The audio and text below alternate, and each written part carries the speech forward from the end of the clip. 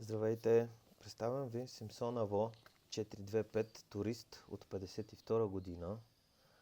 Мотоциклета е комплектен без никакви липси по него. Освен годината на производство, друга доста ценно в него са частичните остатъци от оригиналните линии по боята, характерни за модела. Изразени са доста добре под задната седалка и там, където е бил задния номер.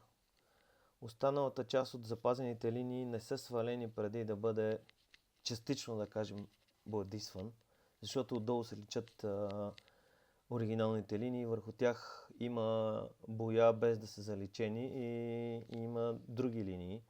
Това в процес на работа вече, като се започне реставрацията, ще се види от кое какво може да се свали.